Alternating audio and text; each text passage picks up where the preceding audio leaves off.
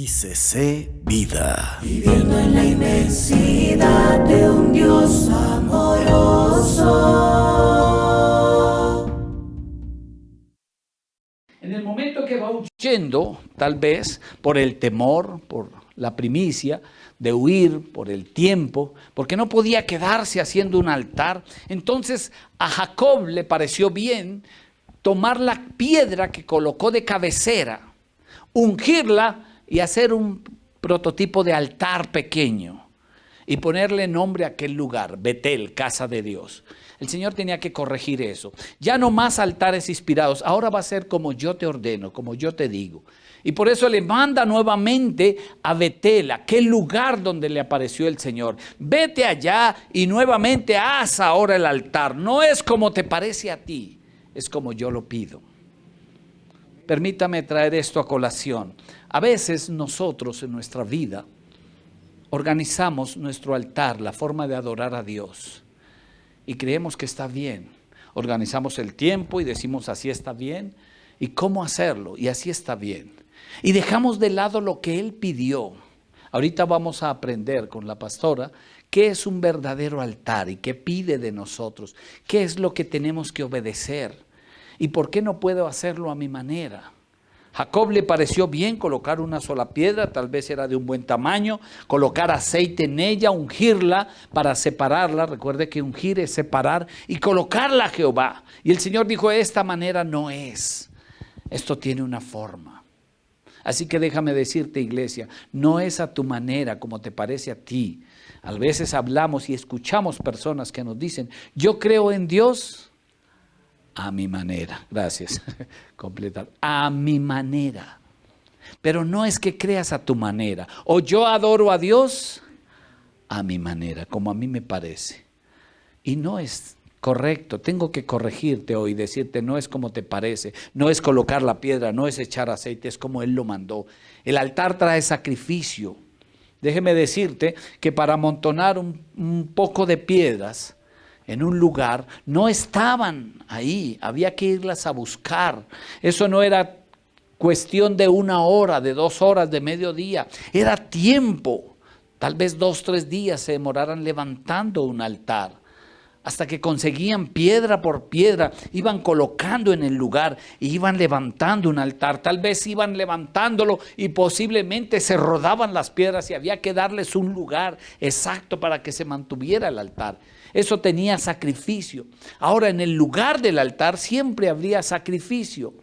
Y esto conllevaba dolor, a que siempre no era fácil, no era tan sencillo hacer altar. Así que déjame decirte, iglesia, tal vez hemos confundido lo que es un altar y entonces lo confundimos con una oración, con un tiempo. Altar es más que un tiempo nomás, es más que una oración, es más que un canto, es más que venir a la iglesia. Altar requiere de que tu vida sea una vida en todo sentido agradable a Dios. Y ya ahorita lo vas a ver y vas a entender mejor la palabra. Por eso el Señor le dice, mira, hazlo así. De hecho, en Éxodo capítulo 27, versículo 1, el Señor le dice a Moisés, cuando hace el tabernáculo y le da todas las especificaciones de cómo iba a ser el tabernáculo, el altar también tuvo unas especificaciones, usted lo puede encontrar allí. Dice, harás también un altar de madera de acacia de 5 codos de longitud y 5. Tenía sus medidas y tenía todo exactamente. Eso te dejo para que leas en casa. Entonces tenía unas dimensiones, tenía una forma y tenía que ser en madera especial. Había que gastar tiempo en hacer y levantar un altar que permaneciera, un altar que no fuese por un día, sino un altar establecido para la gloria de Dios. Eso era, tenía sacrificio y fue el altar ordenado. Ahora también el Señor no le dijo hágalo en cualquier lugar, sino es lugares específicos. Por eso, hoy en día, alguien que diga, es que hacer una iglesia es fácil, abra usted un garaje, ponga unas sillas y predique. Eso no es así. El Señor habla a Moisés y Moisés dice, cuando la obra es de Dios permanecerá. Pablo le dice también, están predicando y no se preocupe si la obra es de Dios permanecerá. Pero no se trata de cualquier lugar. Él estableció momentos y llamados específicos. En Deuteronomio capítulo 12, versículos 5 y 6. Deuteronomio 12, 5 y 6 dice, sino que el lugar que Jehová vuestro Dios escogiere de entre todas vuestras tribus para poner allí su nombre para su habitación, ese buscaréis. No es el que me parece a mí. Tristemente, los tiempos de esta iglesia moderna, de esta última iglesia que le llaman relevante, iglesia relevante, tal vez usted va a escuchar esa palabra, si no la ha escuchado se la adelanto, que es una iglesia acomodada a los gustos del mundo. Es una iglesia que escucha, ¿qué quiere el joven? Entonces el joven dice, pues para yo ir a la iglesia, a mí no me gusta que esté así de blanca, yo quiero que la pinten de negro, yo quiero que la iglesia tenga luces, yo quiero que haya humo y que los cantantes estén en bermudas todos. Y así me gustaría ir a la iglesia. Dice el lugar que Jehová vuestro Dios escogiere. Y no voy a hablarle de vestiduras sacerdotales, porque el Señor también se tomó el trabajo en decir el sacerdote hasta cómo eran los calzoncillos. Desde allí. Eso dice la Biblia, cómo debían de ser los calzoncillos del sacerdote. Entonces a Dios sí le interesa verdaderamente cómo y dónde será su lugar de altar. ¿Cómo está tu altar? ¿Verdaderamente estás seguro que tienes un altar levantado para Jehová, escogido para Jehová, llamado para el Señor? ¿Cómo es el altar? Él dijo, irás allí al lugar que yo escogiere, al que busqué, ahí es. Versículo 6. Y allí llevaréis vuestros holocaustos, vuestros sacrificios, vuestros diezmos y la ofrenda elevada de vuestras manos, vuestros votos, vuestras ofrendas voluntarias y las primicias de vuestras vacas y de vuestras ovejas. Versículo 13 y 14 dice, cuídate, guarda, pon cuidado, no te pierdas, esto es un llamado de atención, cuídate de no ofrecer tus holocaustos en cualquier lugar que vieres, sino que en el lugar que Jehová tu Dios escogiere, en una de tus tribus, allí ofrecerás tus holocaustos y allí harás todo lo que yo te mando. O sea que trataron de hacer tabernáculos, sí. Trataron de levantar otras adoraciones, sí. En tiempos de Moisés se levantó uno de los adoradores, uno de los cantores, se llamaba Coré. Y Coré le pareció fácil porque él conocía aquí el lugar, él veía a Moisés cómo presentaba los sacrificios y le pareció fácil, por eso reta a Moisés y le dice, pues yo también llevo la presencia de Dios. Y le dice, mañana nos vemos aquí a las 8, traiga su incensario, yo traigo el mío y vamos a levantar altar a Jehová, a ver si por medio mío tampoco habla. Y Moisés dijo, bueno, si usted lo dice así. Y al otro día usted mira la historia de la Biblia y va Moisés con Aarón y se presenta Coré con todos los que se habían rebelado y dice que la tierra se abrió y los consumió vivos al Seol. O sea que literalmente la tierra se abrió hasta las profundidades y fuego salió y consumió Coré y todos sus colaboradores que tenía. Porque no es cualquier lugar, no es cualquier persona. Y yo te invito siempre, y no porque digamos que este es el único lugar, no, aclaro, no estoy diciendo. Pero sí ten cuidado, ahí dice, cuídate, ten cuidado de dónde ofreces, a dónde vas. Cuídate de qué es la palabra que se está dando. Cuídate de que verdaderamente al lugar que vas, a donde adoras, se adore al Eterno. Y no se cambie la palabra, no se tergiverse el mensaje, no se tergiverse la adoración. La adoración. Entonces, no se trata de agradar, sino a quién voy a adorar, a quién voy a alabar, al Dios del cielo. Dice, allí ofrecerás tus holocaustos y allí harás todo lo que te mando. Hebreos 10:25, habla el apóstol Pablo bueno, se cree que es Pablo Lucas el autor, pero habla el escritor y dice, no dejando de congregarnos como algunos tienen por costumbre, sino exhortándonos, y tanto más cuando veis que aquel día se acerca. Es un llamado para estar en la casa de Jehová, en la casa de Dios. Hay cosas que nos incomodan, claro, y tal vez hay palabras que incomodan, que llegan, pero siempre la palabra de Dios va a traer exhortación, consolación y edificación. Edificación, consolación y exhortación. Y hay cosas que nos van a incomodar, pero es cuando la palabra habla a mi espíritu. Y esto es lo que me corrige. De hecho, yo lo traigo siempre porque nuestro Padre, Él nos hizo a imagen y semejanza. Y hubo enseñanzas en mi vida que me incomodaron terriblemente. Una de las que me incomodaron fue cuando mi padre me enseñó cómo debía portar mi cabello. Y yo como muchacho quería tener el cabello largo. Pero él me dijo, no, hijo, usted va a ser un hombre de respeto, eso infunde, no quiere decir que el que sea, no, sino es el pensamiento de un hombre que le enseñó, nos enseñó a tener ese honor, esa honra, esa imagen. Y tal vez mi padre quería que cuando me vieran, pudieran decir, es el hijo de Primitivo. Y hoy que soy padre, entonces me enorgullezco con mis hijas, cuando yo puedo ver y ellas hacen algo que honran. Entonces yo digo, ella es mi hija. Y el Señor es similar. ¿Por qué me atrevo a decir? Porque cuando Satanás visita al Eterno, Él le dice, ¿no has mirado a mi siervo Job? Nadie como él, varón justo. Eso es lo mejor que tengo. Y puedo decir que era el orgullo del Padre. Pero es eso. Y hay cosas que no nos van a gustar. Cuando Él me dice, tiene que cortarse el cabello, entonces hago caso omiso. Luego mi padre toma unas tijeras y me corta el cabello. Él es constructor, no estilista. Entonces ya se imaginarán cómo quedé. Pero me incomodó. Hoy en día le agradezco a mi padre el haber formado en mí. Los primeros días que me llevó a trabajar no era el mejor trabajo. Yo les he contado. Tenía que ver con la construcción.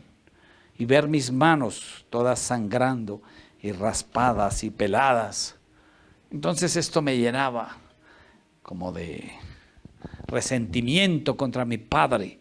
¿Por qué me llevaba haciendo de 12 años a trabajar? Pero hoy en día, que ejerzo y que gracias a lo que me enseñó mi padre, podemos sustentarnos, yo le doy gracias a Dios.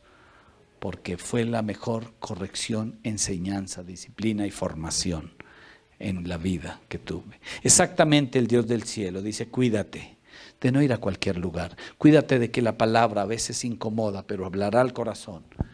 El apóstol Santiago dice que la disciplina al principio parece ser como causa, no parece ser causa de gozo, gracias, amor. Pero al final trae fruto apacible de justicia. Y eso, ¿a quién le gusta a nadie le gusta que lo disciplinen, pero después de los días se verá el fruto. Y vamos entonces con el tercer punto, el verdadero altar. El verdadero altar. Y aquí viene mi esposa con la segunda parte del mensaje, lo que es el verdadero altar. Vamos a retomar, buenos días a todos. Vamos a retomar Génesis capítulo 12, por favor. Y vamos a ver un hombre al que se le llama, como dijo Amor, el hombre de altares, y es Abraham. Vamos a ver el llamamiento de Abraham. En Génesis capítulo 12, versículo 1, sucede el llamamiento a este hombre que no era israelita, que a los ojos de los israelitas no merecía estar incluido en esa generación, que tal vez su pueblo no era muy sobresaliente, su padre sí era sobresaliente, pero trabajaba para una persona que trabajaba para Nimrod, una persona que definitivamente no se acercó al Señor, sino que se atrevió a pensar en levantar una torre y irse contra el Señor. ¿Sí? Eso fue. Entonces, era un hombre que estaba acostumbrado a una cultura diferente, un hombre que realmente no conocía al Señor. Pero un día el Señor lo toma en el lugar donde está y le dice: Abraham, vete de tu tierra y de tu parentela y de la casa de tu padre a la tierra que yo te mostraré. Y hay un llamado especial.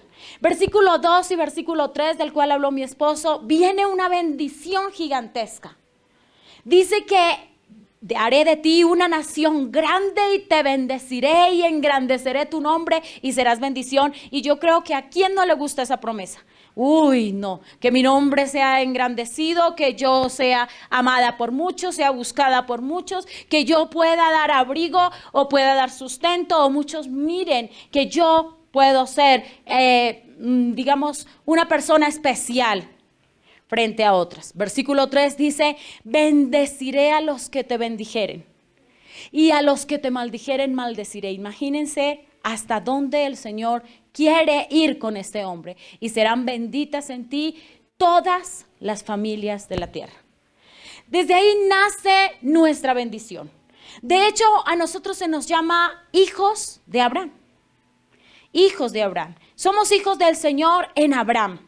¿Por qué? Porque Abraham fue llamado de un pueblo que no era el pueblo del Señor. Fue integrado para ser cambiado, construido en un hombre nuevo, un hombre que reflejara la presencia del Señor y un hombre que definitivamente caminara con él.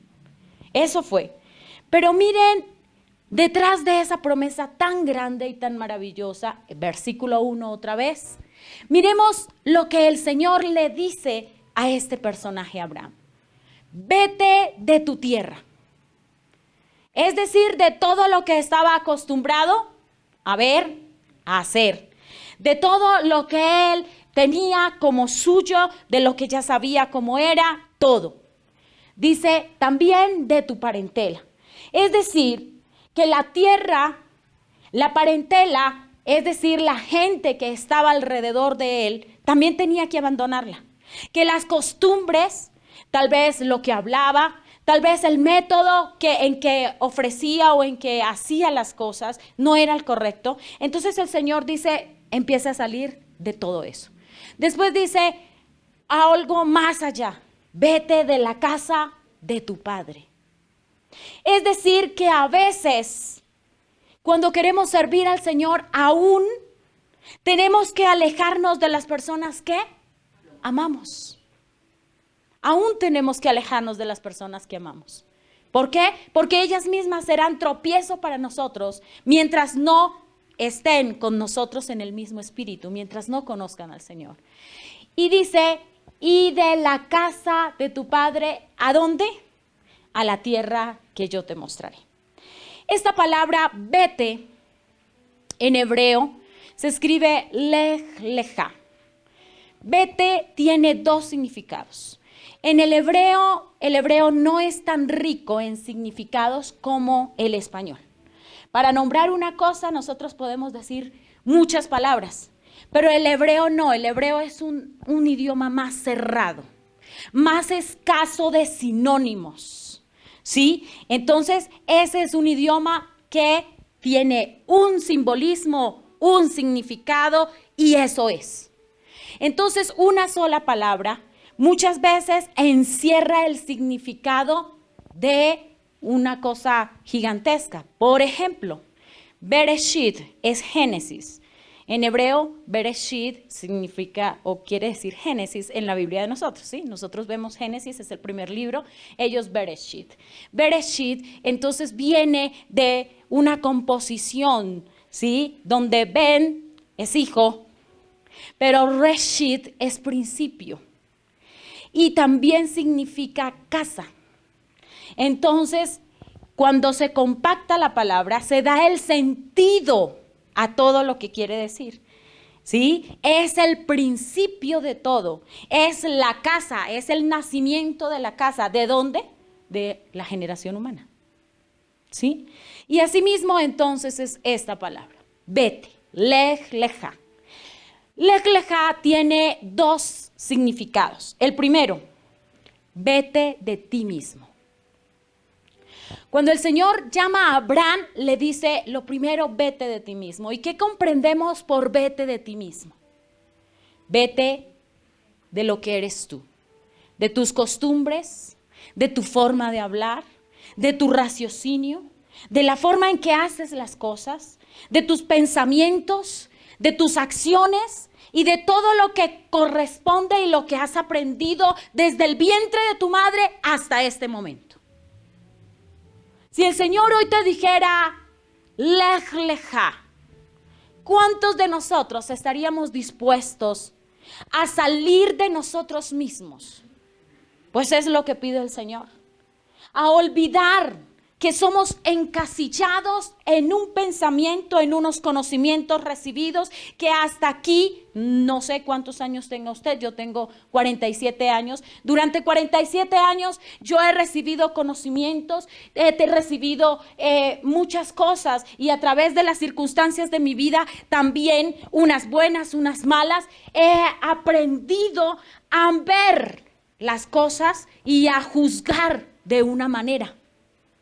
Pero el Señor llama a este hombre, y más o menos a esa edad, y le dice, lej leja, vete de ti mismo. Si tú quieres entrar en mi presencia, si tú quieres venir a mí, lo primero que tienes que hacer es quitar y olvidar todo lo que tú consideras como tuyo. Todo lo que tú consideras como lo que tú eres. Porque hay muchas cosas de lo que nosotros somos que impiden que la gloria de Dios venga a nuestras vidas. Y es difícil este tema. Porque muchos de nosotros ya tenemos un horizonte, un pensamiento, ya estamos labrados de una forma. Es más, a muchos de nosotros nos dicen, pero es que hay que cambiar. No, yo soy así. Si me quieren, pues que me quieran así. Si me aguantan, pues que me aguanten así. Y si nosotros le decimos al Señor en este momento, esa respuesta, ¿será que está bien? No. Cuando el Señor llama a hombres y a mujeres para ser hombres de altar, lo primero que dice, el consejo primero es que hay que salir de lo que somos. Hay que salir. No hay que partir de nada. No hay que partir de lo que yo viví. No hay que partir de mis recuerdos. No hay que partir de mis circunstancias. No hay que partir de lo que yo aprendí antes. No hay que partir de lo que fue mi vida pasada. Porque tal vez mi vida pasada son cadenas que me arrastran al mal. Eso es lo que está enseñando el Señor. Veamos qué éramos nosotros. Tito 3:3, por favor. Tito 3:3 hasta el 7.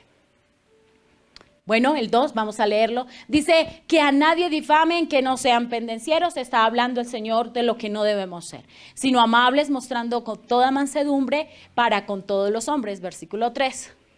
Porque nosotros también, y está hablando el mismo apóstol, nosotros también en otro tiempo éramos ¿cómo?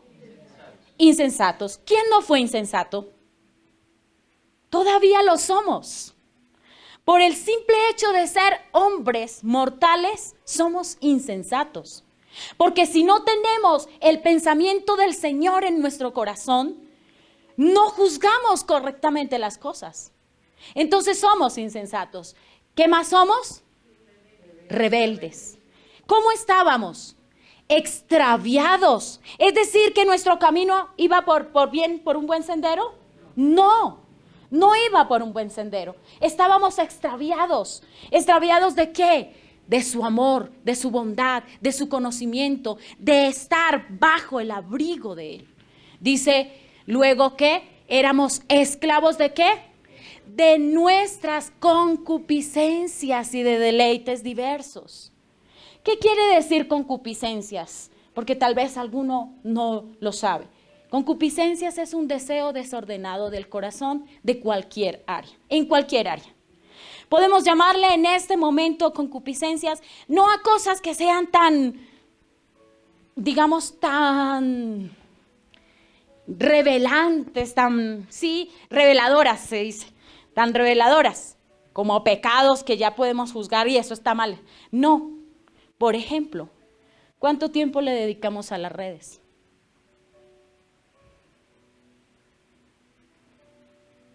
¿Cuánto tiempo le dedicamos al televisor? ¿Cuánto tiempo le dedicamos al chisme? Porque a veces cuando nosotros recibimos una visita, entonces las palabras se van enredando. ¿Y si vio a tal? ¿Y si supo? Pa' que ore, eso es. Le digo pa' que ore. Y yo me soñé y pensé, y es que vi, y es que esto, y se nos enreda la conversación que debió ser de amistad, de gozo, que debió ser una conversación edificante, en una conversación de juicio, de maldición, de murmuración y de condenación. Y con cosas tan sencillas. Vemos TikTok, que para ganar plata, Kuwait, son redes que se han hecho para entorpecer la mente, el pensamiento y tenernos atados, pensando que el mundo nos va a ofrecer 5 pesos para que vivamos miserablemente cuando nosotros tenemos el Rey de reyes y Señor de señores que nos sustenta.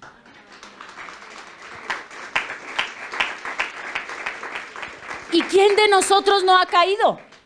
Hasta yo misma. Yo les digo, es que les voy a hablar de mí para no decirles chismes. ¿Sí? Hablar de mí para que oren. Y vean la clase de pastora que tienen. Sí, yo misma cuando salió ese TikTok, yo dije, ay, hola, esto está como chévere. Y le dije a la niña, le dije a mis hijas, antes invité a mi familia, hoy les pido perdón. Públicamente les pido perdón. Porque yo me di cuenta que eso me estaba atando y que era una puerta de maldición para mi vida. Hoy que ya descargué todo, que lo quité, que lo saqué de mi celular, entonces pude ver las cosas como son. Porque el enemigo viene con dulzura y con entretenimiento y cosas bonitas. ¿Qué miraba yo? Lo que me gusta mirar, animales y recetas. Eso es, animales y recetas. Eso es lo que me gusta mirar. Pero tal vez mi tiempo se estaba gastando en lo que al Señor no le gustaba. Porque estaba dejando de hacer una cosa, de estar buscando el reino de los cielos, por estar buscando un centavo. ¿Sí? Por eso hablo. Son cosas que vienen a nuestras vidas. Y eso viene a ser como para nosotros una concupiscencia. ¿Sí? ¿Por qué? Porque eso nos llama, nos atrae. Y al fin y al cabo no nos damos cuenta que eso mismo nos esclaviza. Y nos ciega el entendimiento. Y cuando otra persona lo dice, entonces nosotros, ay, eso es ella que se deja llevar, yo no. ¿Sí? Y nos molesta y como que nos sacude cuando alguien dice que debemos hacer y dejar cosas como esas. No, pero es que la pastora sí, ya está pura beata. Ya mejor dicho. No. Vamos a ver por qué. Porque un hombre de altar y una mujer de altar tiene que estar dispuesto a negarse a sí mismo para que la gloria del Señor gobierne toda su vida. No un cuarto, no solo sus pensamientos, no su corazón, todo lo que es el hombre o la mujer. Vete de ti mismo. Lucas capítulo 9, versículo, no seguimos leyendo, espérate, seguimos leyendo. Tito 3, 4, por favor. Dice, pero cuando se manifestó la bondad de Dios, nuestro Salvador, y su amor para con los hombres, para con cada uno de nosotros, nos salvó. No por obras de justicia que nosotros hubiésemos hecho, Es decir, que ninguno de nosotros éramos merecedores de tanto amor y de tanta gracia, pero Él lo hizo por nosotros, sino por su misericordia, por el lavamiento de la regeneración y por la renovación en el Espíritu Santo. ¿Quién es el que nos renueva? El Espíritu Santo del Señor. Eso es lo que nos hace distintos. Nosotros no tenemos que hacer fuerza. No hay algo que nosotros mismos tengamos que arrancar con dolor. Miren, les digo un secreto. Cuando tú empiezas y te haces una disciplina de buscar en la palabra, de estar orando diariamente, de estar consultando la presencia del Señor, de no moverte si Él no es quien realmente te dice sí, hágalo o no hágalo. Cuando tú empiezas a hacer eso en tu vida diaria, eso ya te va ayudando a sacar todo lo que no te sirve. Y entonces no sientes ese dolor, ese desprendimiento.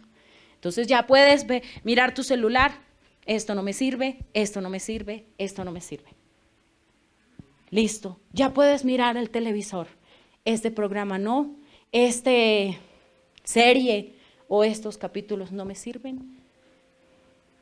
Ya podemos entonces empezar a sacar las cosas que no nos sirven.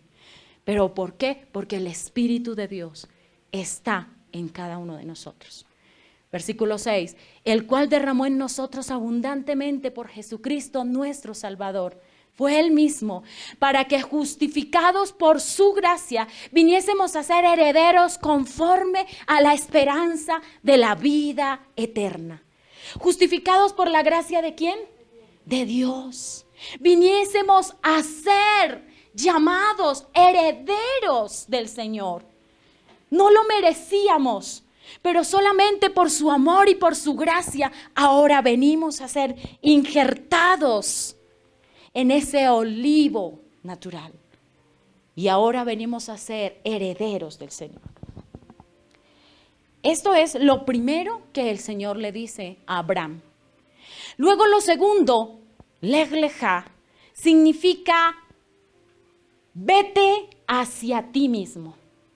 Y si nosotros leemos las dos cosas, inmediatamente las dos frases, vete de ti mismo y vete hacia ti mismo, uno dirá, pero ¿qué? El Señor como que se está contradiciendo, como que el Señor, quién sabe qué es el pensamiento que me está diciendo. Pero ya cuando partimos de un hombre nuevo, un hombre restaurado, un hombre o una mujer que esté dispuesto a sacar todo del corazón y dejar que Él cincele su vida, entonces ahora sí dice, vete a ti mismo. ¿Saben por qué?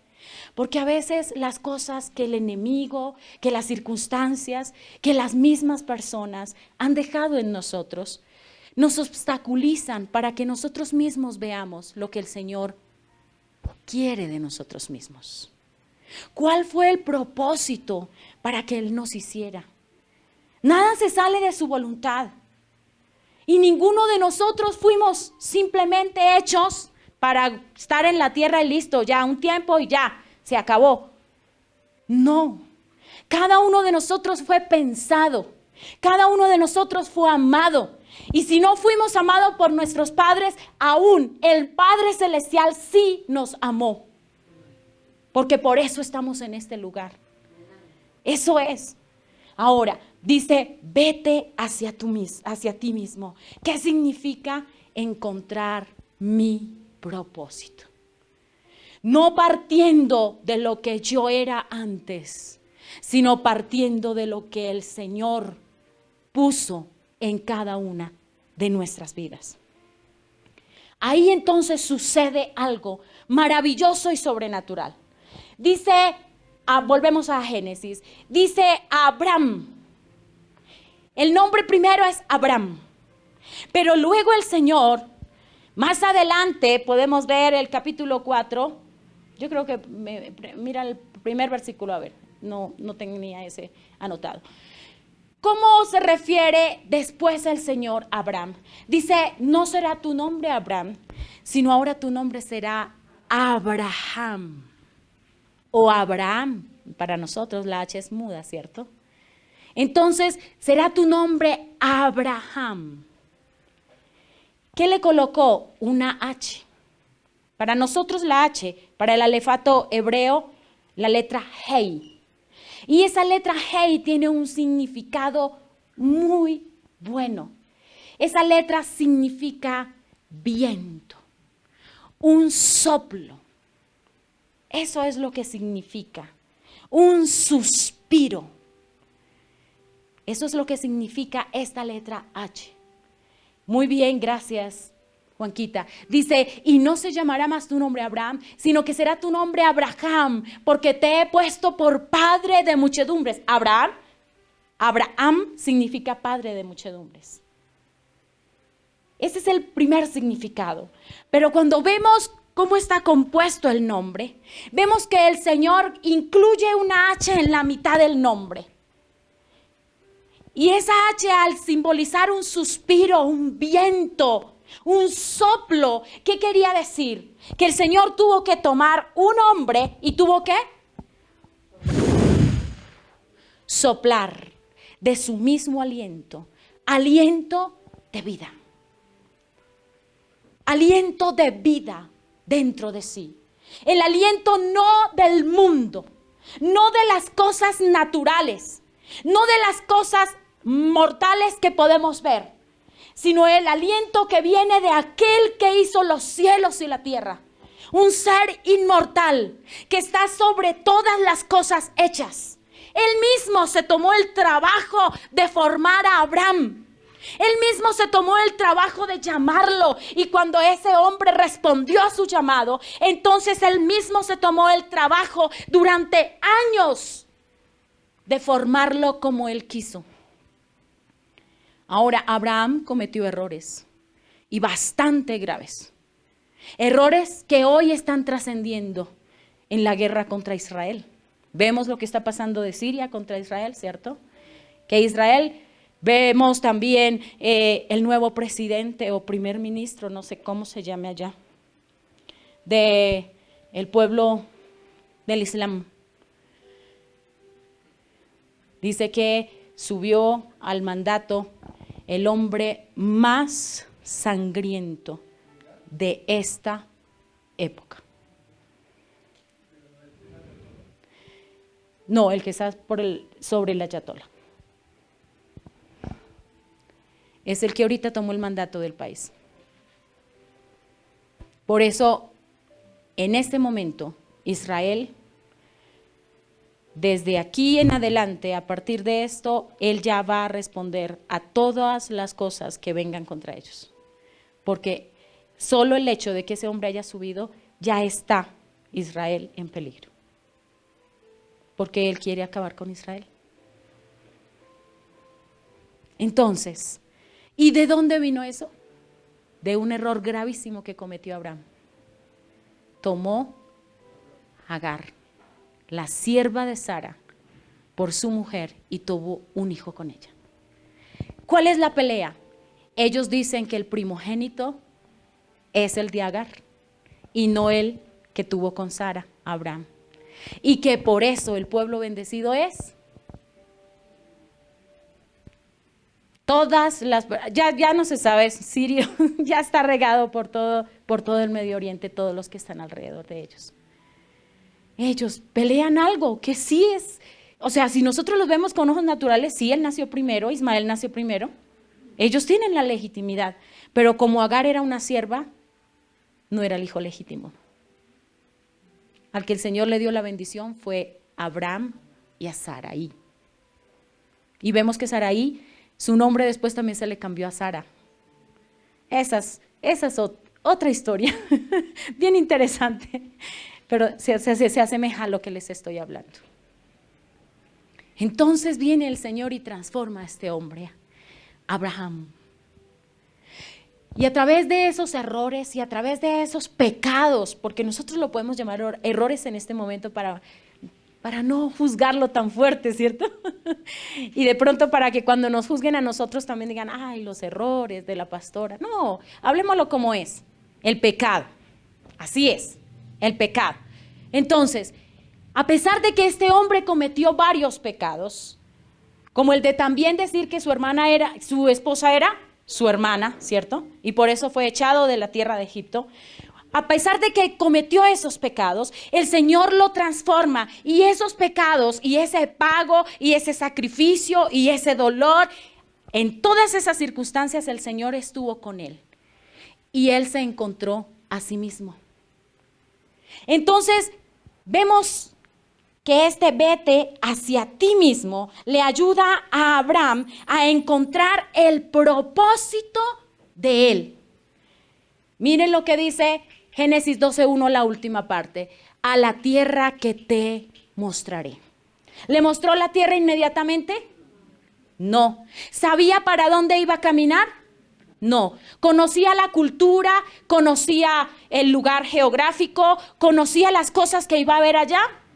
No. ¿Conocía las personas que iban a estar instauradas en ese lugar? No. No las conocía. Simplemente Abraham tuvo que empezar a caminar por fe. Él dice, vete de tu tierra, vete de tu parentela, vete de la casa de tu padre, a la casa o a la tierra que yo te mostraré. Entonces, ¿qué le está diciendo el Señor implícitamente? Usted tiene que andar conmigo para que escuche bien por dónde es. Eso es. Y Lej Lejá significa eso. Nosotros tenemos que andar apegados a Él. Hoy no se nos está dando una tierra geográfica en el planeta.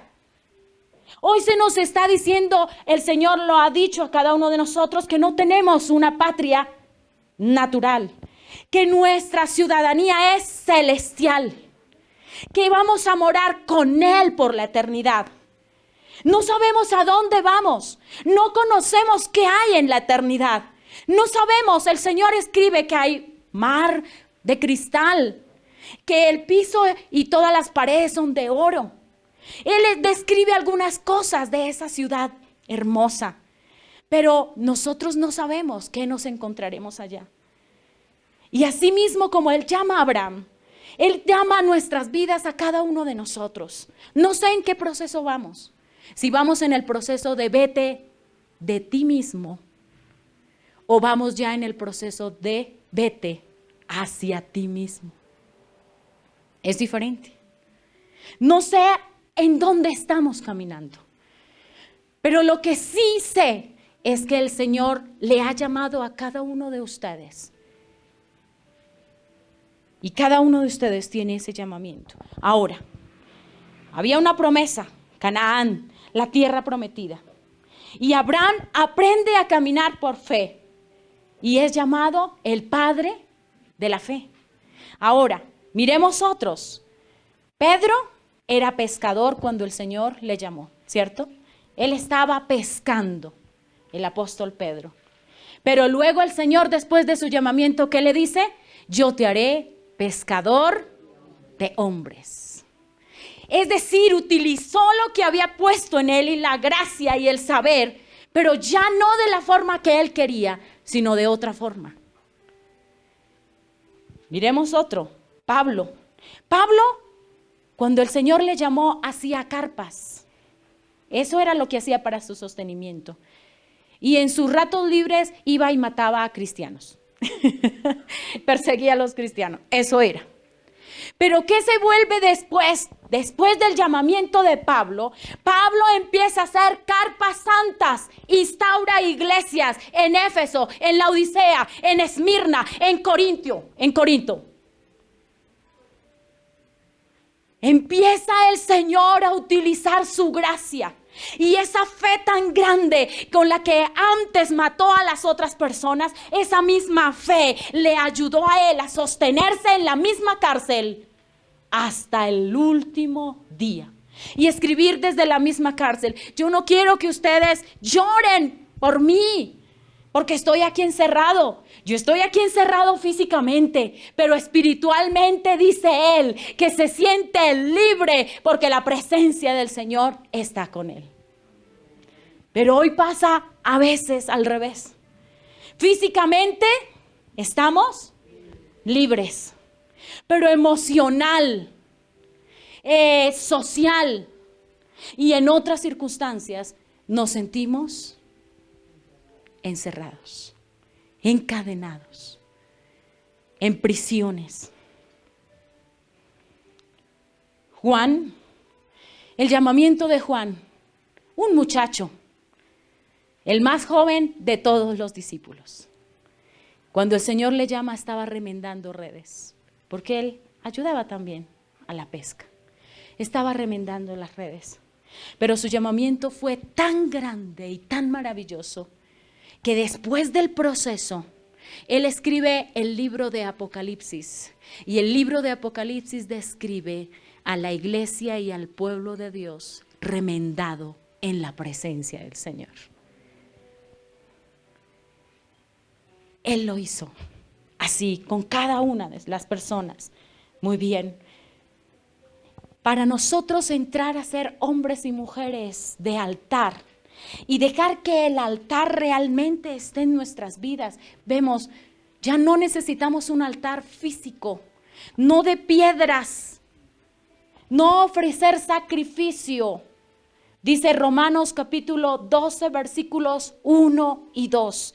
Lo que el Señor quiere hoy de cada uno de nosotros, y el hombre de altar y la mujer de altar debe estar guiado por este parámetro. Así que, hermanos, os ruego por las misericordias de Dios que presentéis vuestros cuerpos en sacrificio vivo, santo y agradable a Dios. ¿Por qué? Porque ese es vuestro culto racional. Eso es lo que nos distingue de la religiosidad. Eso es lo que nos distingue de los dogmas.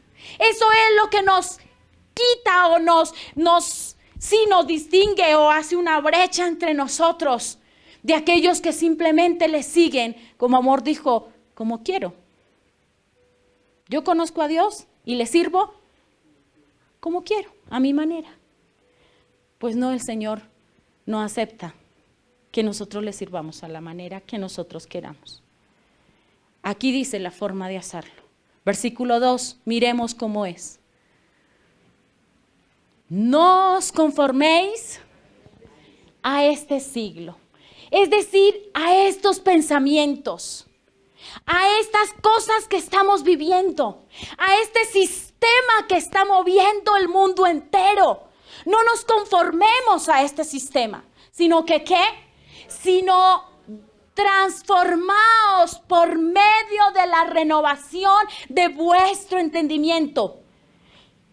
¿Nos deja nuestro entendimiento? Sí, pero nuestro entendimiento debe ser renovado, lavado por la sangre de Cristo. Eso es, cuando nosotros miramos a través de la sangre de Cristo las cosas, vamos a ver que ya no estamos juzgando a nuestra manera, sino que la misma palabra nos hace juzgar de una manera distinta y ver las cosas de una manera distinta. ¿Sí? Transformaos por medio de la renovación de vuestro entendimiento para que comprobéis cuál sea la buena voluntad de Dios, agradable y perfecta. Entonces ya no ofrecemos sacrificios animales porque sí, duele. Amor compartía en el servicio pasado que mi suegro llevó un corderito a la casa y ellos no sabían, ellos estaban pequeños y no sabían que el corderito era para hacer un mute y un estofado. Y lo puso a ellos, los niños pequeños, a cuidar el corderito. Entonces el día que el corderito fue sacrificado para poder hacer su estofado y su mute, entonces él se puso muy bravo con el papá y aborreció ese momento y que lo hubieran dejado mirarlo y estar con él, alimentarlo. Eso duele, ¿cierto? ¿O cuántos de nosotros? Por ejemplo, yo sé arreglar o adobar una gallina, pero a mí me la entregan muerta. Yo no voy a matarla, no puedo. Me da un sentimiento, no sé qué cosas. Y a pesar de que yo misma digo, no, pero eso el Señor lo hizo para mi mantenimiento, pero digamos que no tengo esa, no sé si gracia, fuerza o no sé cómo decirlo, ¿sí? Pero los quiero llevar a ustedes a eso. El Señor le pide a Abraham lo que más ama. ¿Qué amaba? Su hijo. Y se lo pidió en sacrificio. ¿Cuántos de ustedes darían lo que más aman en el altar del Señor con tal de que Él estuviera con ustedes? Aquí es fácil decir sí.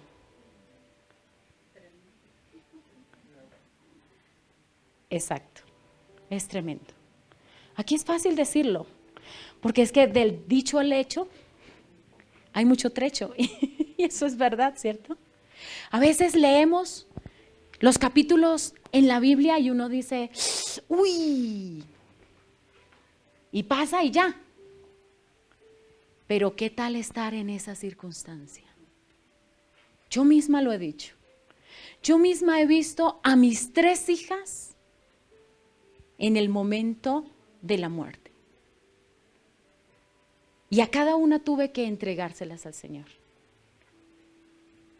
Y yo puedo decirte que el dolor del desprendimiento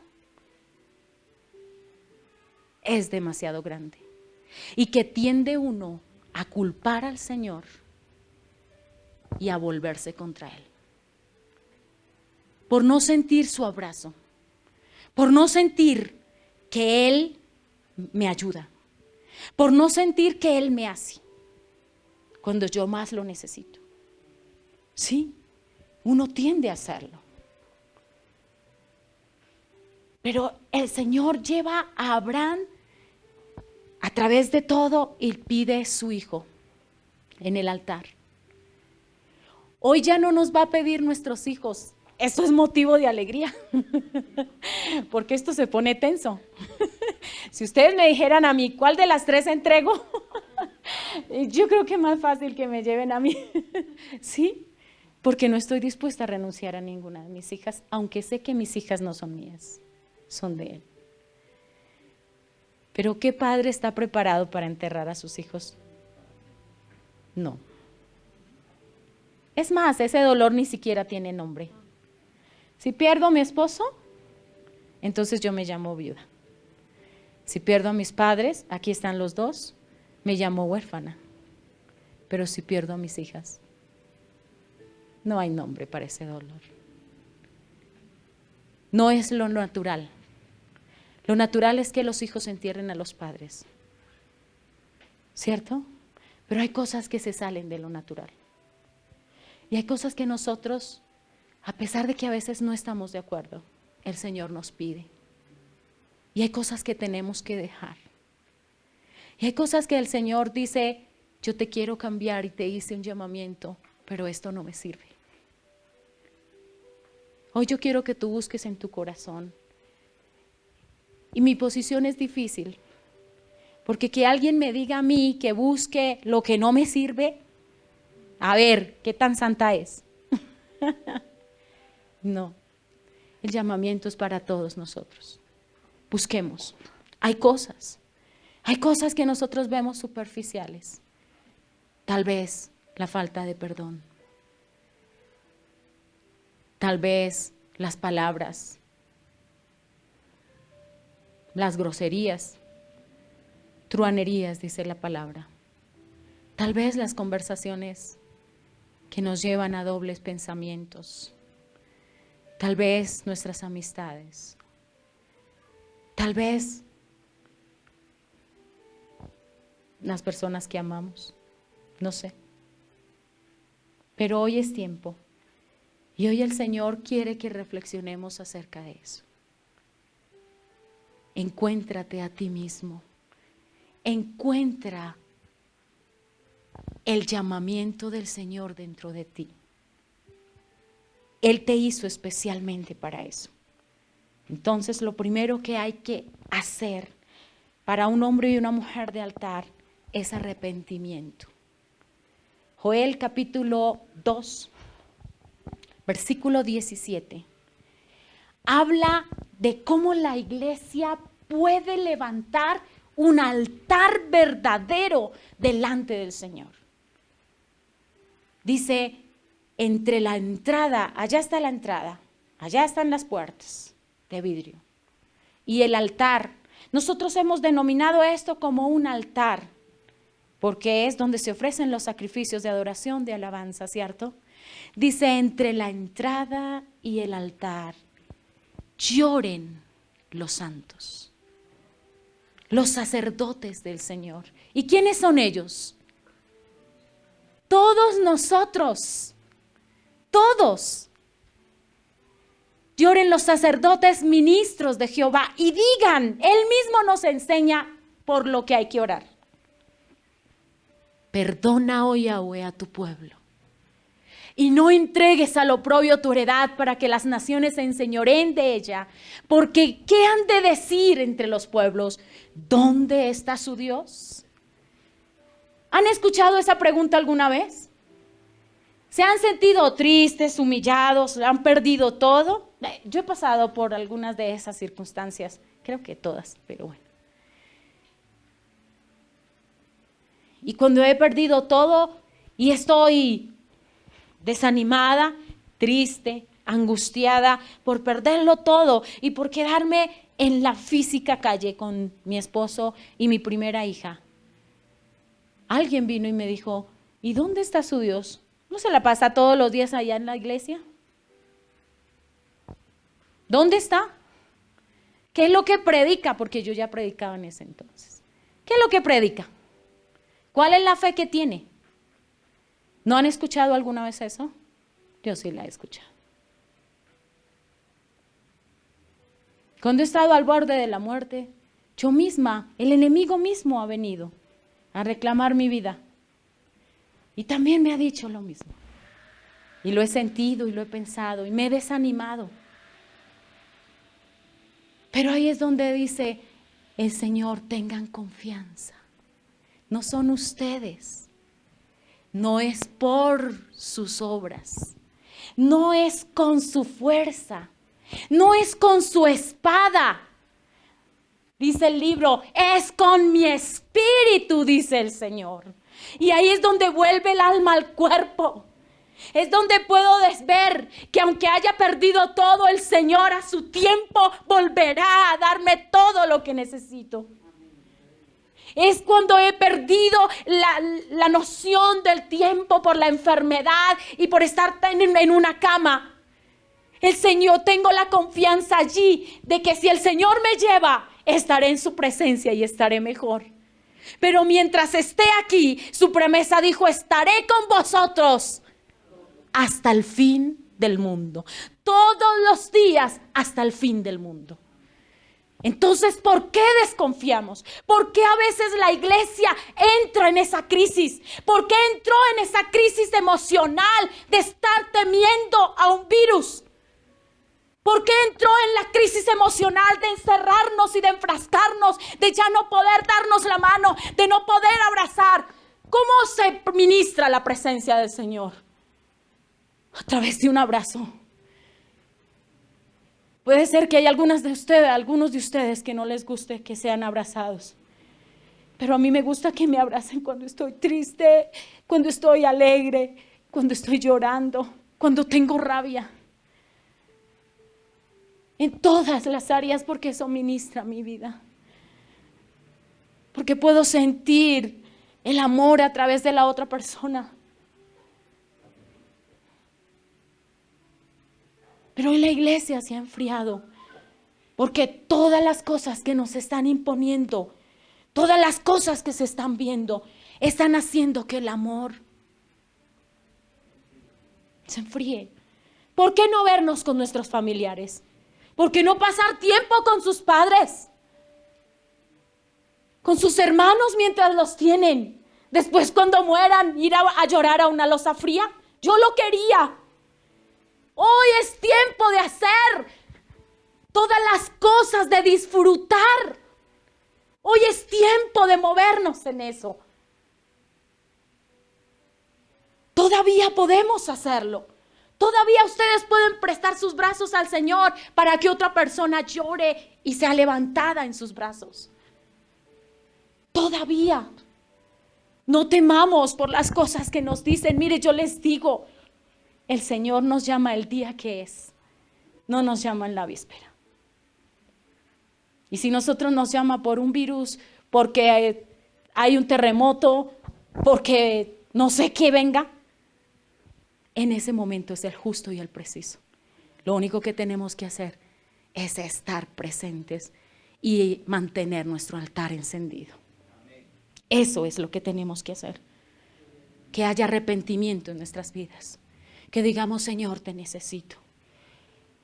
¿Saben una cosa muy especial del altar? Cuando el Señor mandó a hacer el altar, Él mismo hacía que descendiera fuego del cielo y el altar empezaba a prenderse. O sea que el fuego no era de hombres, porque ese es un fuego extraño. Por eso el sacerdote que dejaba apagar el fuego en el altar, su vida se apagaba también, porque tenía que pagar con su propia vida haber dejado que se apagara el fuego. Hoy esas cosas ya no son tan fuertes, pero hoy sí el Señor reclama una iglesia llena de fuego, una iglesia que confía en sus promesas. ¿Por qué no confiar en que Él es nuestra sanidad? ¿Por qué no confiar en que Él puede hacer cosas maravillosas en mí? ¿Por qué no confiar en lo que dice su palabra y en todas las promesas? ¿Por qué no confiar? ¿No es Él más grande que todas las cosas que puedan pasar en el planeta? Segundo, comprender la fragilidad de nuestra vida. Comprender la fragilidad de nuestra vida. Salmo 39, 4 al 7. El mismo David, el hombre conforme al corazón de Dios, analizaba su vida y analizaba las cosas que pasaban. Y mire lo que le dice al Señor. Señor, hazme saber, oh Yahweh, mi fin y cuánta sea la medida de mis días. Sepa yo cuán frágil soy. Lo que estaba pidiendo David no era que le dijera el día que se iba a morir. Lo que le estaba pidiendo David era que le mostrara, que él pudiera entender que sin él no somos nada. La palabra lo dice, somos apenas como neblina que está en la mañana y al mediodía ya no está. Eso es. Dice versículo 5, he aquí diste a mis días término corto y mi edad es como nada delante de ti. Ciertamente es completa vanidad todo hombre que vive. Mientras vivimos estamos en vanidad. Eso es. Ciertamente como sombra es el hombre, ciertamente en vano se afana, amontona riquezas y no sabe quién las recogerá. Muchas de nuestras preocupaciones van por la manutención, por el hogar, por los carros y por las cosas que nosotros queremos. Pero ¿cuándo vamos a parar de dejar eso un momentico a un lado? Nuestras necesidades, nuestros quereres, y vamos a poner al Señor primero. Hoy la iglesia cambió al Señor en un Señor que es como el de la lámpara de Aladino. Lo frotamos y sale. Dame, enséñame, muéstrame, guíame. Yo necesito. Sálvame, sáname. Y cuando somos muy dadivosos, Señor, sana al compañero.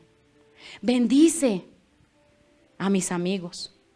Guarda el pueblo de Israel. Y eso ya siendo dadivosísimos. Pero ¿cuándo realmente está la actitud de reconozco mi pecado? De Señor, soy frágil delante de ti. Me has dado todo y todo lo tengo. Y puedo disfrutar del alimento diario. Y puedo tener un techo, un abrigo que me cubre. Eso se nos ha olvidado un poco. Y ahora, Señor, ¿qué esperaré? Dice David. Mi esperanza está en ti. Porque no sabemos ¿Cuándo hemos de partir?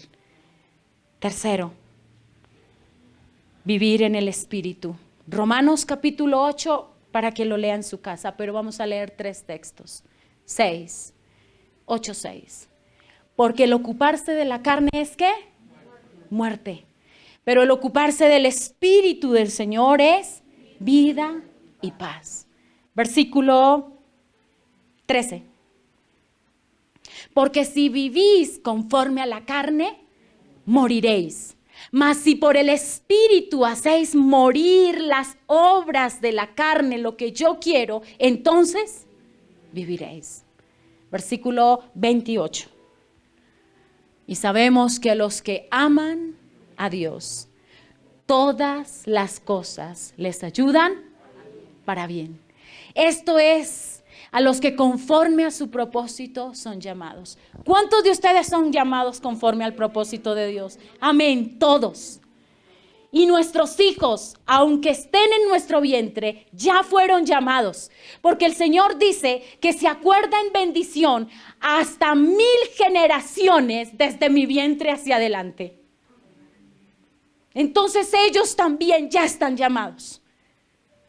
Ellos entran también. Y cuarto, nos hace llevar el mensaje del Señor. Eso diferente. Ya no somos iguales. Todo el llamamiento que el Señor hizo en cada persona, lo hizo para que trajera a otros a su presencia. Lo acabamos de ver. Y vamos a ver por último Salmo 39. Versículo, no. Jeremías capítulo 20, versículo 9. Jeremías 29. Y dije, estaba diciendo Jeremías, no me acordaré más de él. ¿De quién? Del Señor. Un día que Jeremías había sido llevado cautivo, le habían pegado, estaba parecido a un pozo séptico, pero sí, estaba seco, gracias. Sí. En esa condición estaba, ultrajado, en dolor, en angustia, en soledad. El mismo Señor le dijo a Jeremías que no se podía casar con la mujer que amaba. Su llamamiento fue dejarlo todo, hasta la persona que amaba. Y Jeremías habla esto. Miren que sí, a los profetas mismos sintieron como nosotros. Dice, ay, ya no me acordaré más de él.